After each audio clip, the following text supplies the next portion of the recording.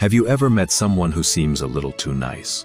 The person who is constantly preaching about morality or always playing the victim. We are taught to see these people as good. But in the late 19th century, the philosopher Friedrich Nietzsche looked at them and saw something completely different, a dangerous, underlying hatred. If you want to know how to truly read people, you have to stop listening to what they say and start looking at what they are hiding. Today, we are stripping away the social masks. We are looking at 3 dark psychological truths from Nietzsche that will instantly change how you see everyone around you. Nietzsche had a word for the fake morality we see every day: resentment.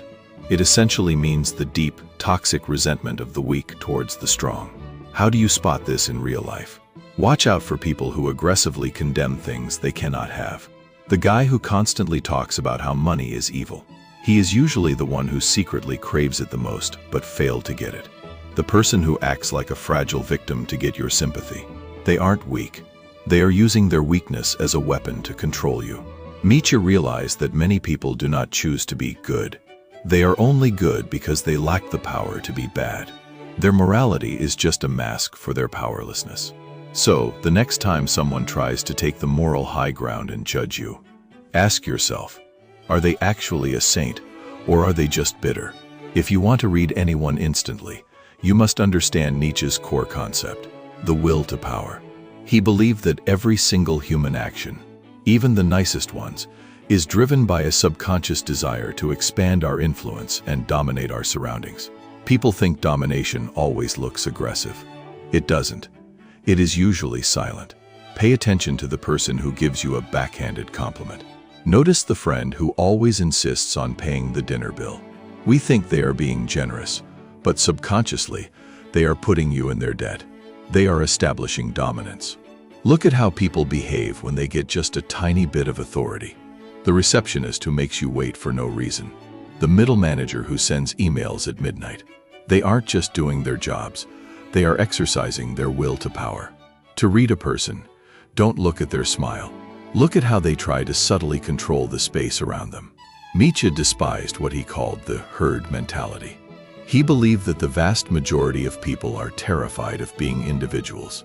They would rather blend in with the mindless crowd than stand alone with their own thoughts. How do you use this to read someone? Look at how they handle silence and solitude. A person who constantly needs noise, who always has to be in a group, or who immediately changes their opinion to agree with the loudest voice in the room. That is a member of the herd. They have no core identity. They are an empty shell filled with the opinions of society. On the other hand, if you meet someone who is comfortable sitting in absolute silence, someone who doesn't rush to agree with you just to make you like them, pay attention. That is a person who creates their own values. Reading people isn't about learning secret body language tricks. It is about understanding human nature at its most raw and primitive level. It is about realizing that beneath the polite smiles, everyone is driven by a chaotic mix of resentment, power, and fear. Once you see the world through Nietzsche's eyes, you can never unsee it. You will finally realize that most people are just playing a game. And now, you know the rules.